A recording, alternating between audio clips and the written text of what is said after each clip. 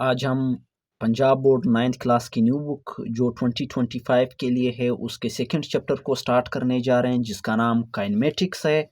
और इस लेक्चर में हम सीक्वेंस के साथ इस चैप्टर के पहले 4 टॉपिक्स को कवर करेंगे। पहला टॉपिक इंट्रोडक्शन ऑफ काइनेमेटिक्स, फिर उसके बाद स्केलर एंड वेक्टर्स, फिर उसके बाद representation of vector with examples, फिर लास्ट टॉपिक हमारा इस लेक्चर में होगा addition of vectors by graphical method. तो इन 4 टॉपिक को हम वन बाय वन अब इस लेक्चर में स्टडी करेंगे। तो इस चैप्टर का हमारे पास नाम है काइनेमेटिक्स। तो काइनेमेटिक्स को समझने से पहले कि काइनेमेटिक्स किस बारे में है और काइनेमेटिक्स किसे कहते हैं, तो इसको समझने से पहले आपको मैकेनिक्स का पता होना चाहिए। मैकेनिक्स फिजिक्स की वो ब्रांच है जिसमें हम बॉडीज के मोशन के बारे में स्टडी करते हैं। मैकेनिक्स फिजिक्स की वो ब्रांच है जिसमें हम बॉडीज के मोशन के बारे में स्टडी करते हैं। लेकिन बॉडीज कौन सी बॉडीज होंगी? माइक्रोस्कोपिक ऑब्जेक्ट, मैक्रोस्कोपिक बॉडीज या ऑब्जेक्ट जो इंसानी आंख से नजर आती हो, उन ऑब्जेक्ट्स की मोशन को हम फिजिक्स के किस ब्रांच में स्टडी करेंगे? मैकेनिक्स में। इसके बाद मैंने एक स्टेटमेंट लिखी है, mechanics is the branch of physics that deals the study of motion. कौन से बॉडीज का मोशन? मैक्रोस्कोपिक ऑब्जेक्ट्स का, विद और विदाउट रिफरेंस ऑफ फोर्स। ये अभी इसके ब्रांचेस से रिलेटेड है ये स्टेटमेंट, विद और विदाउट रिफरेंस ऑफ फोर्स। तो ये हम काइनेमेटिक्स और डायनेमिक्स में देखें। अब मैकेनिक्स के फिर मजीद 2 सब टाइप्स हैं, एक है काइनेमेटिक्स और एक है डायनेमिक्स। आपके चैप्टर का नाम काइनेमेटिक्स है।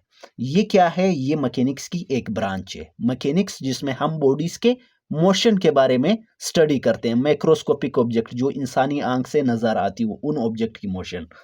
अच्छा, तो एक है काइनेमेटिक्स, एक है डायनेमिक्स। डायनेमिक्स जो है आपका 3rd चैप्टर होगा और काइनेमेटिक्स जो है ये आपका 2nd चैप्टर है। इसके बाद जो आपका चैप्टर होगा वो डायनेमिक्स है।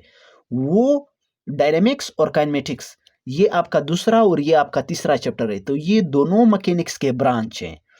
अब काइनेमेटिक्स में हम क्या स्टडी करेंगे? मैकेनिक्स में तो हम बॉडीज के मोशन के बारे में स्टडी करते थे, तो काइनेमेटिक्स में भी हम बॉडीज के, kinematics is the branch of mechanics.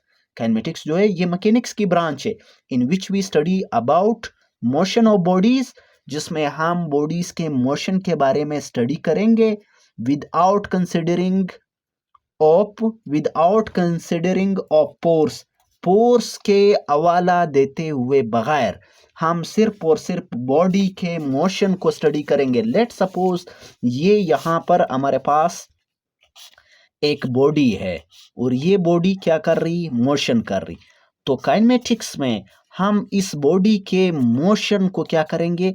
Study करेंगे, सिर्फ और सिर्फ मोशन को स्टडी करेंगे। ये जो विदाउट कंसिडरिंग ऑफ फोर्स है, इसका मतलब ये है ये नहीं देखेंगे कि ये बॉडी मोशन क्यों कर रही है, किस वजह से ये मोशन कर रही है, ये हम नहीं पढ़ेंगे, ये हम काइनेमेटिक्स में नहीं देखेंगे। हम सिर्फ और सिर्फ इसके मोशन को स्टडी करेंगे कि इसकी स्पीड क्या है, इसकी वेलोसिटी क्या है, इसकी एक्सेलरेशन क्या है। हम सिर्फ और सिर्फ इस बॉडी के मोशन को स्टडी करेंगे, ये नहीं देखेंगे कि ये बॉडी मोशन क्यों कर रही है, किस वजह से, रीज़न क्या है कि ये मोशन कर रही है। तो ये हम काइनेमेटिक्स में नहीं देखेंगे, सिर्फ और सिर्फ इसके मोशन को स्टडी करेंगे। लेकिन जो इसका मैकेनिक्स का जो दूसरा ब्रांच है, दूसरा टाइप्स है dynamics. Dynamics is the branch of mechanics in which we study about motion of bodies with reference of force। यहाँ पे भी हम इस बॉडी के मोशन को भी स्टडी करेंगे डायनेमिक्स में। डायनेमिक्स में हम बॉडी के मोशन को भी स्टडी करेंगे और ये भी देखेंगे कि ये बॉडी मोशन क्यों कर रही है, किन फोर्सेस की वजह से ये मोशन कर रही है, इस पे कौन सी फोर्स लग रही है कि ये मोशन कर रही है। तो डायनेमिक्स में हम with reference of force, reference का मतलब होता है हवाला देना, हम फोर्स का हवाला भी देंगे कि ये किन इस बॉडी पे कौन सा फोर्स लग रहा है कि ये मोशन कर रही। लेकिन काइनेमेटिक्स में हम फोर्स नहीं देखेंगे, हम सिर्फ और सिर्फ इसके मोशन को स्टडी करेंगे कि इसकी स्पीड क्या है, इसकी वेलोसिटी क्या है, इसकी एक्सेलरेशन क्या है। जो ये हमारा तकरीबन थर्ड लेक्चर इसी इन स्पीड, वेलोसिटी और एक्सेलरेशन पे होगा। तो काइनेमेटिक्स और डायनेमिक्स का फर्क ये है, दोनों में हम बॉडी के मोशन को स्टडी करते हैं, लेकिन यहाँ पे फोर्स का हवाला नहीं देते हैं। Without considering of force means हम ये नहीं देखते हैं कि ये बॉडी मोशन क्यों कर रही है, कौन सी फोर्स इस पे लग रही कि ये मोशन कर रही। काइनेमेटिक्स में हम ये नहीं देखते।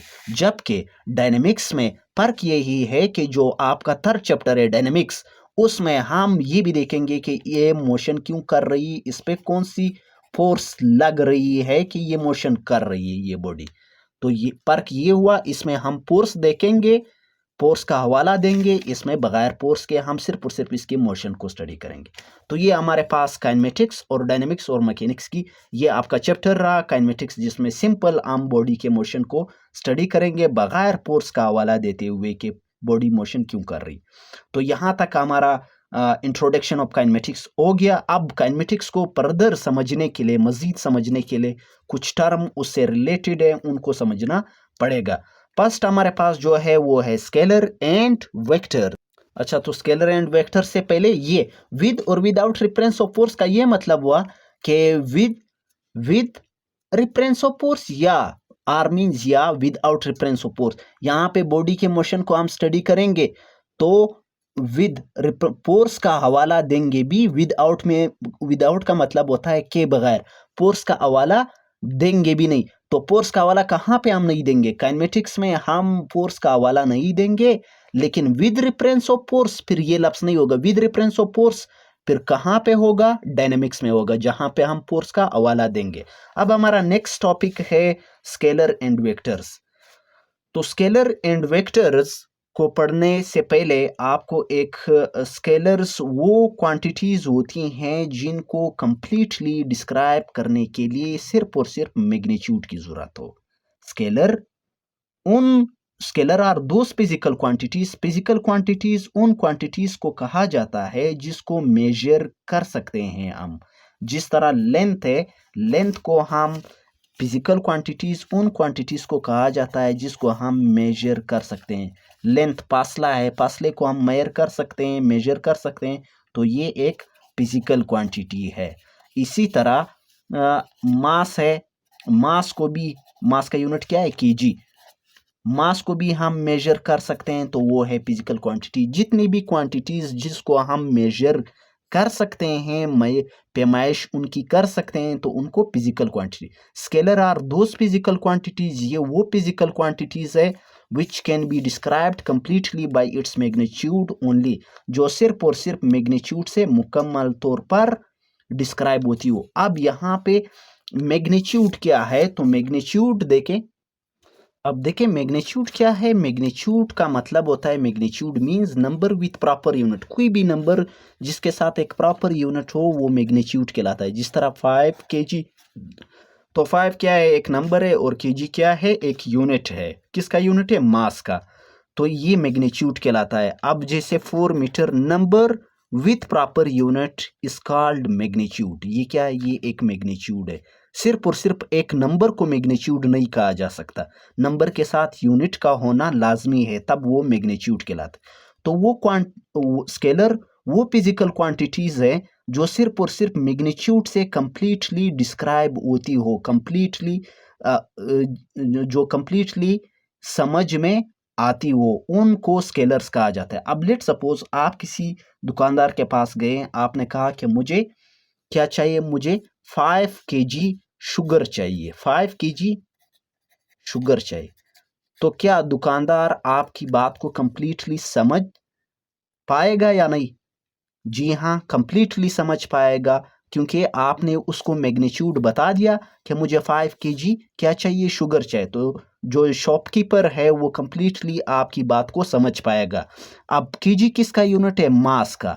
यानी मास एक ऐसी क्वांटिटी है, अब उस शॉपकीपर को तो कंप्लीटली बात समझ में आ गई। तो kg किसका यूनिट है? मास का। यानी मास एक ऐसी क्वांटिटी है, मास कैसी क्वांटिटी है, स्केलर क्वांटिटी है, क्योंकि ये सिर्फ और सिर्फ इसका मैग्नीट्यूड बताने से ये कंप्लीटली डिस्क्राइब होती है। वो क्वांटिटी जो सिर्फ और सिर्फ मैग्नीट्यूड बताने से, जो सिर्फ और सिर्फ मैग्नीट्यूड बताने से कंप्लीटली किसी को समझ में आती हो, उनको स्केलर्स कहा जाता है, या इनको स्केलर क्वांटिटी भी कहते हैं। अच्छा, तो लेट सपोज आप किसी मैं दूसरा एग्जांपल आपको दे दूंगा। आप किसी शॉपकीपर के पास गए, आपने उसे कहा कि मुझे 4 मीटर, क्या आपने उसे कहा कि मुझे 4 मीटर कपड़ा चाहिए, क्लॉथ चाहिए, तो क्या वो आपकी बात को कंप्लीटली समझ पाएगा? जी हाँ, कंप्लीटली समझ पाएगा। 4 मीटर आपको क्या चाहिए? कपड़ा चाहिए। तो ये मीटर किसका यूनिट है? ये लेंथ का यूनिट है। तो इसका मतलब ये हुआ, लेंथ एक ऐसी क्वांटिटी है जिसको सिर्फ और सिर्फ मैग्नीट्यूड पता होने से बंदे को, किसी शख्स को कंप्लीटली समझ में आती है। तो इस तरह की क्वांटिटी को स्केलर्स कहा जाता है। अब जबकि वेक्टर जो है, वेक्टर एक ऐसी, वेक्टर जो है उन फिजिकल क्वांटिटीज को कहा जाता है जिनको कंप्लीटली डिस्क्राइब करने के लिए मैग्नीट्यूड के साथ साथ डायरेक्शन की भी जरूरत है। मैग्नीट्यूड के साथ साथ डायरेक्शन की भी जरूरत है। कैसे? मैं आपको बता दूं। लेट सपोज मैं आपको कहता हूं, पर्स कर लें, मैंने आपको कहा कि मैंने 30 न्यूटन फोर्स लगाया, तो आप कहेंगे आपने 30 न्यूटन फोर्स किस तरफ लगाया? मैं कहूंगा मैंने 30 न्यूटन फोर्स ईस्ट की तरफ लगाया। 30 न्यूटन फोर्स मैंने किस तरफ लगाया? ईस्ट की तरफ लगाया। तो ये देखें, ये फोर्स है, देखें। अब ये मैग्नीट्यूड है, मैग्नीट्यूड है, और ये क्या हुआ? ईस्ट, ये डायरेक्शन है। तो वो क्वांटिटी जो मैग्नीट्यूड के साथ साथ, जिसको कंप्लीटली डिस्क्राइब करने के लिए, यानी कंप्लीटली समझने के लिए मैग्नीट्यूड के साथ साथ डायरेक्शन की भी जरूरत हो, उन्हें वेक्टर्स कहते हैं। उन्हें वेक्टर क्वांटिटी कहा जाता है, उन्हें वेक्टर्स कहा जाता है। वो क्वांटिटी जिसको कंप्लीटली डिस्क्राइब करने के लिए, जैसे फोर्स है, उसको कंप्लीटली डिस्क्राइब करने के लिए मैग्नीट्यूड प्लस डायरेक्शन की जरूरत है। तो वो फोर्स जो है ये एक वेक्टर क्वांटिटी है। इसी तरह आपके पास डिस्प्लेसमेंट एक वेक्टर क्वांटिटी है। अब आपको फोर्स और डिस्प्लेसमेंट का अब तक सही तरह पता नहीं, ये सिर्फ और सिर्फ इसके एग्जाम, आपको वेक्टर्स का पता होना चाहिए। ये टॉपिक हमारे पास आगे 3rd 4th लेक्चर में हमारे पास यही टॉपिक होंगे। फोर्स जो है ये हमारा डायनामिक का पहला टॉपिक होगा। तो डिस्प्लेसमेंट जो है हमारा 3rd और 4th लेक्चर का टॉपिक है। तो आपको वेक्टर्स का पता होना चाहिए, वो क्वांटिटीज, वो फिजिकल क्वांटिटीज जिसको डिस्क्राइब करने के लिए, कंप्लीटली समझने के लिए मैग्नीट्यूड के साथ साथ डायरेक्शन की भी जरूरत हो, उन्हें वेक्टर्स कहते हैं। और वो क्वांटिटी जैसे फोर्स है, डिस्प्लेसमेंट है, इसी तरह आपके पास वेलोसिटी है, सॉरी नजर नहीं आ, वेलोसिटी है, और एक्सेट्रा। और इसमें आपके पास एग्जांपल है स्केलर, वो फिजिकल क्वांटिटीज जिसको डिस्क्राइब करने के लिए सिर्फ और सिर्फ मैग्नीट्यूड की जरूरत हो। सिर्फ और सिर्फ मैग्नीट्यूड से आपको कंप्लीटली समझ में आ जाती है। जिस तरह आप किसी शॉपकीपर के पास गए, आपने कहा मुझे 5 kg शुगर चाहिए, तो वो कंप्लीटली समझ जाएगा। कोई डायरेक्शन तो बताने की कोई जरूरत यहाँ पे नहीं है, तो वो कंप्लीटली आपकी बात को समझ जाएगा। लेकिन अगर आप कहें मैंने 30 न्यूटन फोर्स लगाई, तो मैं आपको कहूंगा कि आपने किस तरफ लगाया, तो आप कहेंगे मैंने ईस्ट या नॉर्थ या साउथ या वेस्ट की तरफ लगाया, तो तब आपकी बात कंप्लीट मैं अंडरस्टैंड कर पाऊंगा। तो इस तरह क्वांटिटी जिसमें मैग्नीट्यूड के साथ साथ आपको डायरेक्शन भी बताना पड़े, उन्हें वेक्टर्स कहा जाता है। जिसमें सिर्फ और सिर्फ मैग्नीट्यूड बताना पड़े कंप्लीटली डिस्क्राइब करने के लिए, उन्हें स्केलर्स कहा जाता है। स्केलर में आपके पास आता है स्पीड, जो कि हमारा नेक्स्ट 3rd 4th लेक्चर होगा, स्पीड है। इसी तरह आपके पास डिस्टेंस है, इसी तरह आपके पास मास है, इसी तरह आपके पास लेंथ है, और एक्सेट्रा ETC। अच्छा, अब हमारा नेक्स्ट जो टॉपिक है एक बात मैं आपको बताता चलूं कि स्केलर जो स्केलर है इनको ऐड करने के लिए सिंपल अरिथमेटिक रूल्स, जैसे सिंपल मैथमेटिक्स हम पढ़ते हैं, ऐड करने के लिए सिंपल रूल है। लेट सपोज मेरे पास 4 मीटर ये लेंथ का यूनिट है प्लस एक 3 मीटर है, तो इनको सिंपल मैं ऐड कर लूंगा, ये क्या आ जाएगा 7 मीटर। ये भी स्केलर है, ये भी स्केलर है, क्योंकि बताने कंप्लीट डिस्क्राइब हो रहा है 4 मीटर, मुझे कंप्लीट समझ आ रही है, तो लेंथ को डिस्क्राइब करने के लिए सिर्फ मैग्नीट्यूड की जरूरत है। तो ये भी 3 मीटर कंप्लीटली डिस्क्राइब हो रहा है, लेंथ है, तो ये एक स्केलर है, स्केलर क्वांटिटी है। तो इसको सिंपली आप अरिथमेटिक रूल्स, सिंपल मैथमेटिक्स से आप इसको जमा कर लोगे, ये आपके पास आ जाएगा 7 मीटर। लेकिन वेक्टर्स को ऐसा जमा नहीं किया जा सकता, क्योंकि वेक्टर के साथ साथ मैग्नीट्यूड के साथ साथ उसके पास क्या है, डायरेक्शन है। तो उसको हम कैसे ऐड करेंगे, ये हमारे इस लेक्चर का लास्ट टॉपिक होगा। ये याद रखें कि वेक्टर्स को इस तरह सिंपल अरिथमेटिक रूल, इसको कहते हैं अरिथमेटिक रूल से ऐड नहीं किया जा सकता, जैसे मैंने इन स्केलर्स को किया है। 4 metre plus 3 metre is equal to 7 metre. Vectors को ऐसा नहीं किया जा सकता, क्यों? क्योंकि उसके पास डायरेक्शन भी है मैग्नीट्यूड के साथ। तो उसको हम कैसे ऐड करेंगे, ये हमारा इस लेक्चर का लास्ट टॉपिक होगा। अब हम देखेंगे कि वेक्टर्स को हम सिंबॉलिक रिप्रेजेंटेशन वेक्टर्स की कैसे करते हैं, वेक्टर्स को हम कैसे डिनोट करेंगे।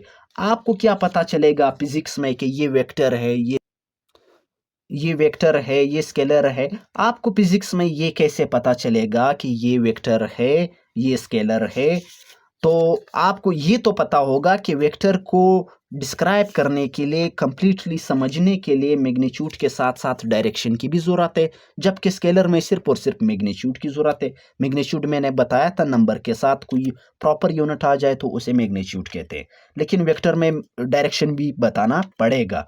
अच्छा, अब फिजिक्स में आपको कैसे पता चलेगा कि ये वेक्टर है? तो हम सिंबॉलिक रिप्रेजेंटेशन इसके ऐसे करते हैं। Symbolic vector are represented by bold face letter. हम इसको या तो बोल्ड कर लिखते हैं, जिस तरह वेलोसिटी मेरे पास जो है वो एक वेक्टर क्वांटिटी, तो वेलोसिटी को या तो हम इसको ऐसे बोल्ड करके वी लिखेंगे, या तो इसके ऊपर हम एरो दे देंगे, या तो हम क्या करेंगे, इसके नीचे एरो दे देंगे। तो अगर आपके पास फिजिक्स में कोई भी इस तरह कोई टर्म आ गया, कोई भी लेटर आ गया जिसको बोल्ड लिखा गया था, या उसके ऊपर एरो था, या उसके नीचे एरो था, तो आप समझेंगे कि ये वेक्टर है। ये क्या है? वेक्टर है। मींस इसको डिस्क्राइब करने के लिए आपको मैग्नीट्यूड के साथ साथ डायरेक्शन भी बताना पड़ेगा। तो ये अब वेलोसिटी है। वेलोसिटी को या तो मैं v को बोल्ड लिखूंगा। आप अगर आगे जाएं, आपके पास इसी चैप्टर में काइनेमेटिक्स में थोड़ा सा आगे जाएं तो आपके पास वेलोसिटी आएगा। वेलोसिटी में अगर आप देखोगे तो उन लोगों ने v पे ऊपर एरो लगाया होगा, क्योंकि वेलोसिटी जो है वो एक वेक्टर है, वेक्टर क्वांटिटी है। तो उस पे ऊपर अक्सर, ऑलमोस्ट ज़्यादातर हम वेक्टर को रिप्रेजेंट करने के लिए उसके ऊपर एरो देते हैं, लेकिन ये दो तरीके भी अपनाए जा सकते हैं, या तो बोल्ड लिखे या तो नीचे एरो दे दे। अक्सर ये वाला तरीका हम अपनाते हैं। अब उसके बाद ये तो हमने सिंबॉलिक रिप्रेजेंटेशन की के वेक्टर को हम अलामती तौर पर ऐसे रिप्रेजेंट करेंगे, लेकिन हम उसको ग्राफ के थ्रू कैसे रिप्रेजेंट करेंगे कि ये एक वेक्टर है। रिप्रेजेंटेशन ऑफ वेक्टर जो आप स्क्रीन पे भी इस टॉपिक को देख रहे होंगे, काइंडली अगर आपने अभी तक हमारे चैनल को सब्सक्राइब नहीं किया तो काइंडली चैनल को सब्सक्राइब करें एंड लेक्चर को लाइक कीजिए और दोस्तों के साथ शेयर कीजिए, ताकि मैं आपके लिए इसी तरह इंफॉर्मेटिव वीडियो लाता रहूं और आप इससे फ़ायदा हासिल करते रहें। अच्छा, तो अब ये तो हमने सिंबॉलिक रिप्रेजेंटेशन इसकी कर ली कि अलामती तौर पर हमें ऐसे पता चलेगा कि ये वेक्टर है, ये स्केलर है, लेकिन उसको ग्राफिकल तरीके से हमने वेक्टर को कैसे रिप्रेजेंट करना है। तो ग्राफिकल तरीके के लिए वेक्टर को रिप्रेजेंट करने के लिए आप स्क्रीन पे देख रहे होंगे, आपके बुक में एग्जाम्पल 2.2 2.1 भी मौजूद है, जो कि मैं अभी सोल्व कराऊंगा। ग्राफिकल तरीके से हम इसको कैसे रिप्रेजेंट करें। तो ग्राफिकल तरीके के लिए आपके पास वेक्टर को रिप्रेजेंट करने के लिए सिंबॉलिक तो ये या तो बोल्ड लिखे या तो ऊपर एरो दे दे या तो नीचे। ग्राफिकल तरीके से रिप्रेजेंट करने के लिए आपने सबसे पहले दो म्यूचुअल परपेंडिकुलर लाइन ड्रा करनी है। परपेंडिकुलर लाइन क्या है? जो एक दूसरे के साथ 90 का एंगल बनाए। ये देखिए मैं एक लाइन ड्रा कर रहा हूं ऐसे, अब दूसरा लाइन में ड्रा कर रहा हूं ऐसे। तो ये मैंने दो लाइन ड्रा कर दी, ये एक दूसरे के साथ क्या है? म्यूचुअली परपेंडिकुलर है। आप यहां पे अगर इसको ये प्रोटेक्टर के जरिए देखोगे भी तो ये 90 का एंगल बना रहे हैं। ये देखिए ये बिल्कुल 90 का एंगल बना रहे हैं। अच्छा, तो ये एक दूसरे परपेंडिकुलर कहते हैं इसी को जो 90 का एंगल बना रहे हो। अच्छा, अब मैं इसको नाम दे देता हूं, इसको मैं x नाम दे देता हूं, इसको मैं x डैश नाम दे देता हूं। ये साइड x है, जिस तरह हम इंटीजर्स में क्या करते हैं, इंटीजर्स में हम यहाँ पे दरमियान में 0, यहाँ प्लस का 1, यहाँ 2, यहाँ पे एंड सो ऑन आगे जा रही, यहाँ पे -1, यहाँ पे -2। तो ये x जो है ये पॉजिटिव साइड है, ये x डैश या x प्राइम भी इसको कहा जाता है। तो ये जो है ये x का नेगेटिव साइड है। ये दरमियान जो है इसको o नाम में देता हूं। o का मतलब होता है ओरिजिन। क्या? ये बिल्कुल इनका ओरिजिन है जहां पे ये दो लाइन इंटरसेक्ट करती। ये y, इसको मैं नाम देता हूं y, इसको मैं नाम दे देता हूं y डैश। y भी इस तरह ये पॉजिटिव, ऊपर 1 2 3 4 एंड सो ऑन, नीचे -1 -2 -3 इस तरह। अब इस सिस्टम को कहा जाता है कार्टेशियन जो आपके बुक में साइड इंफॉर्मेशन में लिखा भी गया है, कार्टेशियन कोऑर्डिनेट सिस्टम। अब कार्टेशियन कोऑर्डिनेट सिस्टम किसे कहा जाता है? जैसे हम मैप को हम किस लिए यूज करते हैं? मैप को, नक्शे को, मैप को हम यूज करते हैं किसी चीज की पोजीशन बताने के लिए। नक्शे को हम यूज करते हैं किसी चीज की पोजीशन बताने के लिए, किसी चीज की पोजीशन को लोकेट करने के लिए। फिजिक्स में हम किसी भी चीज का पोजीशन बताने के लिए हम कार्टेशियन कोऑर्डिनेट सिस्टम यूज करते हैं। या हम क्या यूज करते हैं? आपने देखा होगा ये नॉर्थ, ईस्ट, साउथ, वेस्ट, इसको कहते हैं geographical coordinate system. Geographical coordinate system यानी ईस्ट से इतना दूर है, नॉर्थ से इतना दूर है, या साउथ की इस जानिब है, या वेस्ट की तरफ है, तो ये जियोग्राफिकल है। लेकिन फिजिक्स में हम किसी चीज का पोजीशन बताने के लिए कार्टेशियन कोऑर्डिनेट सिस्टम यूज करते हैं, जिसमें आपके पास दो म्यूचुअल परपेंडिकुलर लाइंस हैं, x डैश y और y डैश, और ये दरमियान जहां पे लाइन इंटरसेक्ट कर रही इसको ओरिजिन कहा जाता है। अच्छा, यहां तक तो बात हो गई कि ये हम किसी चीज का अब हम वेक्टर को रिप्रेजेंट करेंगे, वेक्टर की लोकेशन यहाँ पे देखिए, यहाँ पे हम इसी को यूज करेंगे, वेक्टर की पोजीशन बताएंगे। तो पोजीशन बताने के लिए हम ये कार्टेशियन कोऑर्डिनेट सिस्टम फिजिक्स में यूज करते हैं। अच्छा, पहला काम तो आपने ग्राफिकल रिप्रेजेंट करने के लिए आपने परपेंडिकुलर लाइंस लगाई, यानी कार्टेशियन कोऑर्डिनेट सिस्टम आपने बनाया। दूसरा काम आपका ये है कि आपने सेलेक्ट अ सुटेबल स्केल का क्या मतलब है? सेलेक्ट अ सुटेबल स्केल का मतलब ये है, फर्ज कर ले मेरे पास डिस्प्लेसमेंट है। क्या है? डिस्प्लेसमेंट, जो एक वेक्टर क्वांटिटी है, जो आप अभी तक डिस्प्लेसमेंट को नहीं जानते। मेरे पास एक डिस्प्लेसमेंट है जो एक वेक्टर क्वांटिटी है, हम डी से इसको रिप्रेजेंट करते हैं। देखिए अभी मैंने एरो दिया क्योंकि ये एक वेक्टर क्वांटिटी है। अच्छा, तो अब मेरे पास डिस्प्लेसमेंट वेक्टर क्वांटिटी, डिस्प्लेसमेंट का एक वेक्टर है मेरे पास, जो कितना है? जो 400 मीटर है। कितना है? 400 मीटर है। अच्छा, 400 मीटर। आप कहेंगे सर ये तो लेंथ का यूनिट है, आप कह रहे हैं वेक्टर क्वांटिटी। ये हम आगे पढ़ेंगे, ये है लेंथ का यूनिट। बिल्कुल, डिस्प्लेसमेंट भी लेंथ है लेकिन इसकी डायरेक्शन होती है। डिस्टेंस का भी यही यूनिट है। अच्छा, तो देखें 400 मीटर है। अब मैंने अगर डिस्प्लेसमेंट का 400 मीटर का एक वेक्टर ड्रा करना है, तो मैं तो इस पे 400 मीटर का कैसे लाइन लगाऊंगा? 400 मीटर तो मेरे पास यहाँ पे स्पेस ही नहीं है, और 400 मीटर मैंने इतनी लंबी लाइन यहाँ पे कैसे खींचनी? नहीं खींच सकता हूँ 400 मीटर का लाइन। तो हम उसके लिए क्या करते हैं? खुद से एक सुटेबल स्केल ले लेते हैं। सुटेबल स्केल हम खुद से बनाते हैं, आप भी खुद से बना सकते हैं, ले लेते हैं। अब 400 मीटर का तो हम यहाँ पे कॉपी पे या बुक पे लाइन नहीं लगा सकते हैं 400 मीटर का लाइन। तो हम क्या करते हैं, हम स्केल लेते हैं, SCALE स्केल, ये हम खुद से लेते हैं। हम कहते हैं कि 100 न्यूटन हो, 100 मीटर हो, 100 जो भी हो, हम लेते हैं 100, पर्स कर ले मेरे पास 100 मीटर है, 100 मीटर बराबर है 1 सेंटीमीटर के। ये हम खुद से अज्यूम करते हैं, पर्स करते हैं। एक्चुअल में तो 100 मीटर 1 सेंटीमीटर के तो इक्वल नहीं है। ये तो मैंने आपको कहा था कि हम 400 मीटर का तो लाइन नहीं लगा सकते, तो उसके लिए हम ये अज्यूम करते हैं, पर्स करते हैं कि 100 मीटर बराबर है 1 सेंटीमीटर के। अभी 100 मीटर के बजाय 100 मीटर का लाइन लगाने के बजाय हम 1 सेंटीमीटर का लाइन लगाएंगे। 200 मीटर जो होगा वो 2 सेंटीमीटर के इक्वल होगा।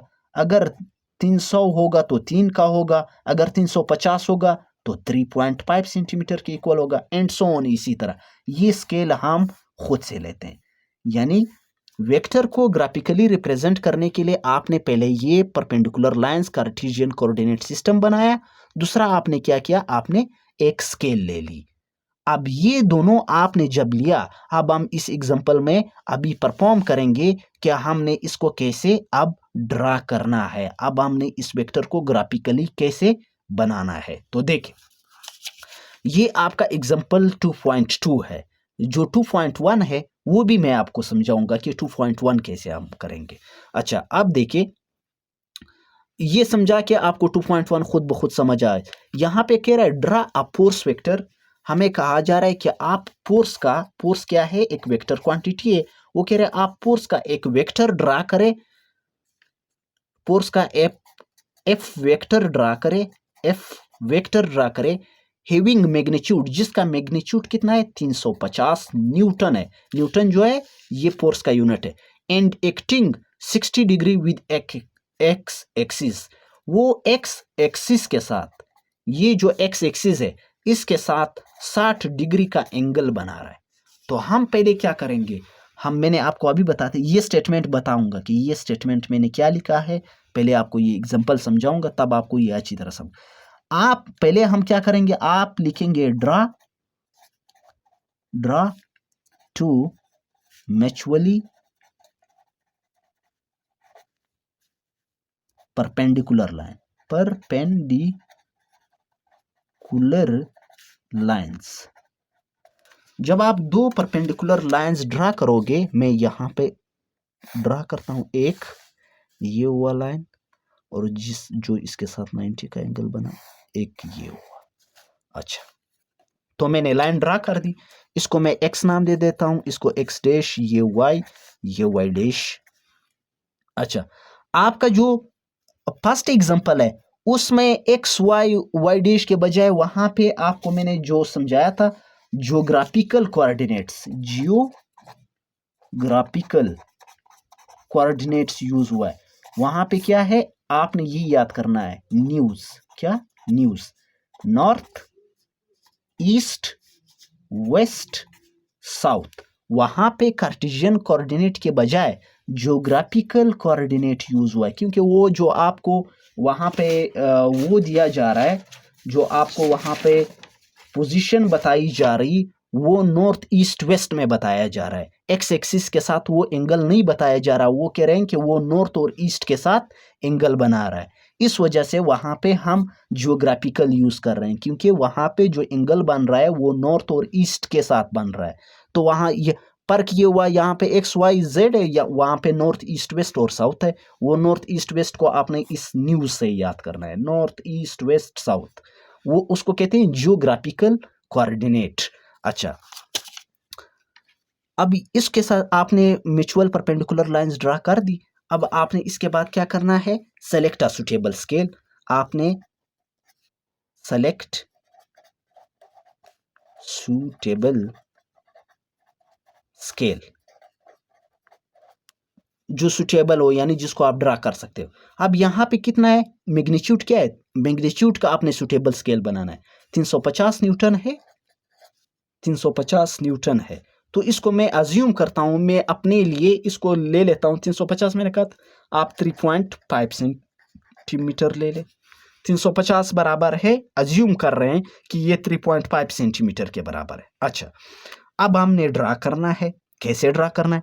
वो कह रहे हैं कि आपने एक वेक्टर ड्रा करना है, एफ वेक्टर ड्रा करना है, जिसका मैग्नीट्यूड 350 होगा, लेकिन हम 350 के बजाय उसका मैग्नीट्यूड कितना होगा? 3.5 सेंटीमीटर होगा, जो हमने वेक्टर ड्रा करना है। और वो एक्स एक्सिस के साथ 60 का एंगल बना रहा होगा। तो आपने ये प्रोटेक्टर के जरिए आपने यहाँ पे रख करके 60 का एंगल मालूम कर ले अपने लिए। 60 का एंगल कहाँ पे है? ये है आपका 60 का, ये आपका 60 का एंगल यहाँ पे आ रहा है। तो आपने अब 60 का एंगल यहाँ पे आ रहा है, ये जो मैंने जी लिखा है यहाँ पे, जो पॉइंट मैंने लगाया, ये 60 का एंगल यहाँ पे आ रहा है। तो अब आपने कितना वेक्टर ड्रा करना है? 3.5 सेंटीमीटर। आपने स्केल के मदद से कितना यहाँ लाइन लगानी, यहाँ तक नहीं लगानी, 3.5, क्योंकि हमने उसका मैग्नीट्यूड कितना रखना है?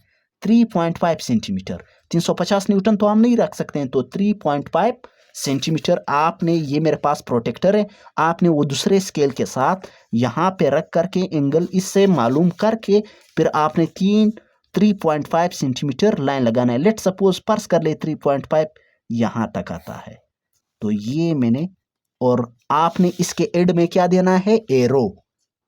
ये मैंने प्रॉपर यहां से नहीं ले, तो ये आपने इसके एंड में एक एरो लाजमी देना है। अब आपके पास इस वेक्टर का क्या नाम है? एफ, और ये कितना है? 3.5 सेंटीमीटर। तो ये मेरे पास बन गया।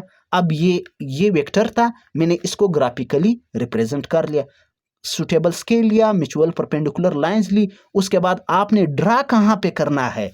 वहां पे ड्रा करना है जहां पे वो आपको डायरेक्शन तो दे के वो आपको बता रहा है कि एक्स एक्सिस के साथ 60 डिग्री का एंगल बना रहा है। वरना हम तो यहाँ भी बना सकते थे, यहाँ भी, लेकिन हर जगह तो नहीं बनाना। वो कह रहे कि एक्स एक्सिस के साथ 60 डिग्री का एंगल बना रहे, तो ये एक्स एक्सिस है, इसके साथ ये देखे, ये जो एंगल है ये 60 डिग्री का एंगल है।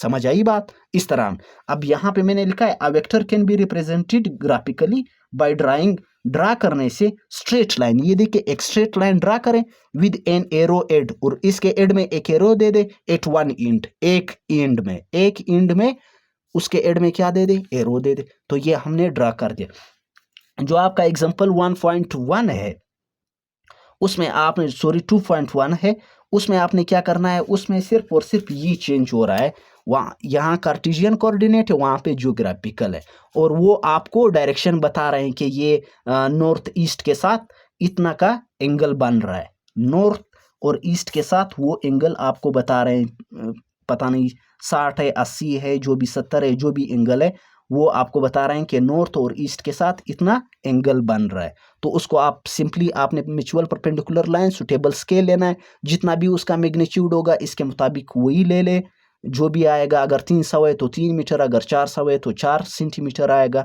अच्छा, तो म्यूचुअल परपेंडिकुलर लाइंस सिर्फ ये वाई एक्स, इसके बजाय आप नॉर्थ ईस्ट वेस्ट साउथ का नाम दे दें, और एंगल वो डायरेक्शन वो बता रहा है कि नॉर्थ या ईस्ट के साथ इतना का उसका एंगल बन रहा है। अच्छा, तो इसके बाद हमारा होगा लास्ट टॉपिक इस लेक्चर का। अच्छा, तो लास्ट टॉपिक वो हमारा है addition of vectors by graphical method, जो आप स्क्रीन पे भी देख रहे होंगे।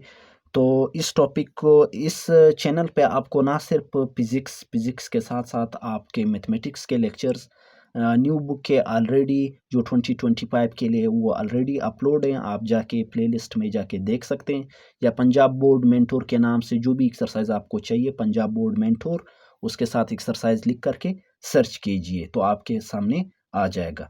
अच्छा, तो इसका लास्ट टॉपिक है वो है addition of vectors by graphical method. मैंने आपको पहले कहा था कि स्केलर्स को हम सिंपल अरिथमेटिक रूल से हम ऐड कर सकते हैं। 4 मीटर है, 3 मीटर है, तो ये स्केलर्स है, ये हमारे पास आ जाएगा 7 मीटर। लेकिन इस वेक्टर्स को हम ऐसा ऐड नहीं कर सकते, क्योंकि वेक्टर्स में मैग्नीट्यूड के साथ साथ मैग्नीट्यूड प्लस डायरेक्शन होती है। Magnitude plus direction is equal to ये वेक्टर्स बनता है। तो मैग्नीट्यूड के साथ साथ यहाँ पे डायरेक्शन भी होती है, तो डायरेक्शन को आप कैसे ऐड करेंगे? अगर एक डायरेक्शन ईस्ट के तरफ है और दूसरा डायरेक्शन, लेट सपोज एक वेक्टर है जिसका डायरेक्शन ईस्ट की तरफ है, दूसरे का वेस्ट की तरफ है, तो आप ईस्ट और वेस्ट को ऐड करके आपके पास क्या आएगा? तो कुछ भी आप ईस्ट और वेस्ट को कैसे आप ऐड कर सकते हो, इसका कोई रूल ही नहीं है। तो अब इसको आप अरिथमेटिक रूल से आप ऐड नहीं कर सकते हैं। तो इसके लिए हमारे पास जो रूल है कि एडिशन ऑफ वेक्टर्स, वेक्टर्स को हम कैसे ऐड कर सकते हैं। वेक्टर्स को ऐड करने के लिए 3 रूल है। पहला जो हमारे पास है पैरालिलोग्राम मेथड, या तो हम वेक्टर को पैरालिलोग्राम मेथड से ऐड कर सकते हैं। दूसरा है ट्राइएंगल मेथड। तीसरा जो हमारे पास है वो है ग्राफिकल मेथड।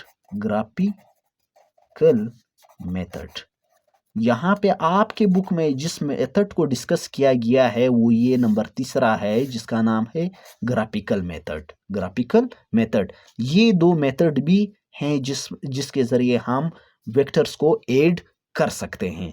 अब हम इस ग्राफिकल मेथड को देखेंगे कि ग्राफिकल मेथड में हम वेक्टर्स को कैसे ऐड करेंगे। तो यहाँ पे मैंने एग्जांपल उठाई, आपके बुक की है, इसको हम ऐड भी करेंगे अभी। तो देखते हैं। देखिए, ग्राफिकल मेथड 2 और more than 2 vectors are added. Graphical method में हम 2 या 2 से ज्यादा वेक्टर्स को ऐड कर सकते हैं एक रूल के जरिए। किसके जरिए? एक रूल के जरिए। और उस रूल का नाम है which is known as head to tail rule.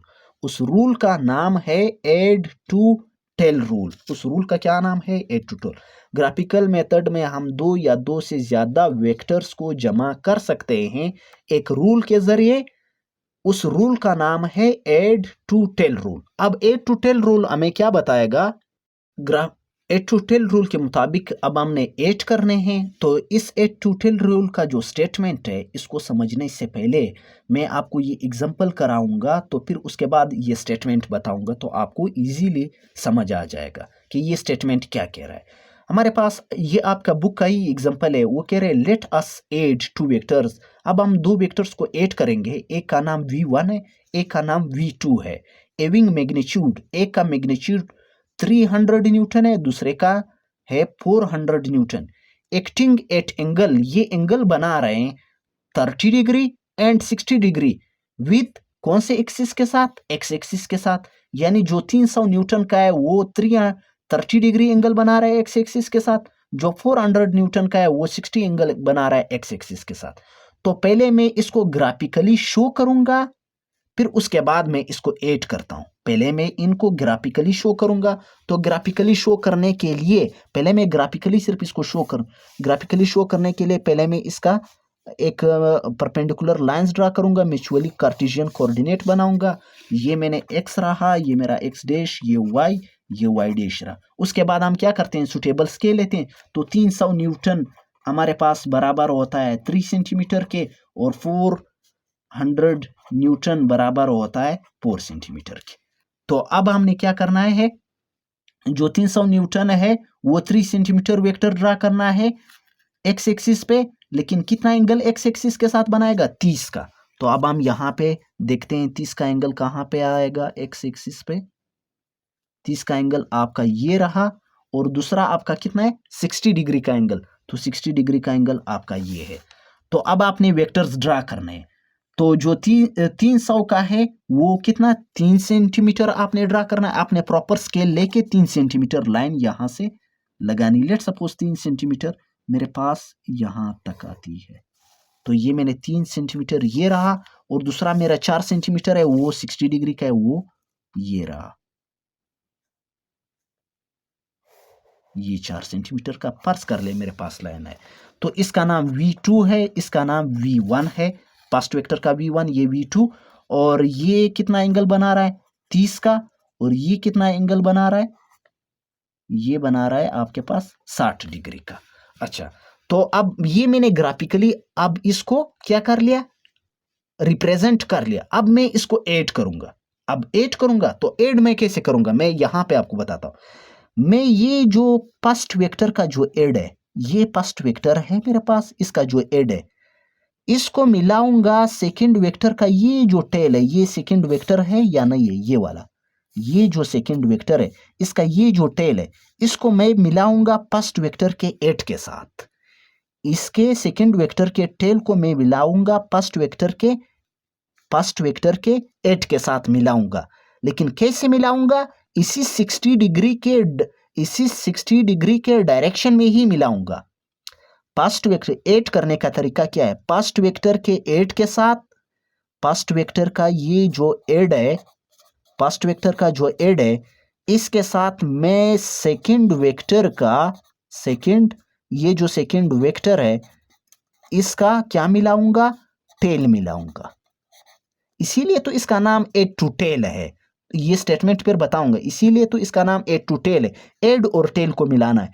First vector के एड के साथ सेकंड वेक्टर का मैं ये टेल मिलाऊंगा। अब कैसे मिलाऊंगा देखते रहे।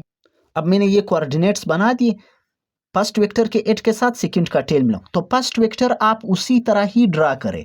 फर्स्ट वेक्टर उसी तरह ही ड्रा करें। फर्स्ट वेक्टर को ना छेड़े। फर्स्ट वेक्टर को इसी तरह ही ड्रा करें जैसे यहाँ पे। तो फर्स्ट वेक्टर कहाँ पे? ये है 30 डिग्री। तो आपने कितना 3 सेंटीमीटर का लाइन लगाना है इस साइड पे।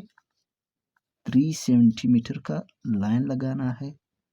तो ये लेट सपोज मेरे पास 3 सेंटीमीटर है, मैंने लगा लिया। और इसका ना V1 है और ये कितना एंगल बना रहा है? 30 डिग्री। अब ये तो मेरा फर्स्ट वेक्टर है। फर्स्ट वेक्टर को मैंने ड्रा कर दिया। अब इसके ये जो एड है इसके साथ मैंने सेकंड का टेल मिलाना है। लेकिन रिस्पेक्टिव डायरेक्शन आपने वही रखनी है। 60 डिग्री का एंगल ये एक्स एक्सिस के साथ बना रहा है, अब भी एंगल वो 60 डिग्री का ही एक्स एक्सिस के साथ बनाएगा।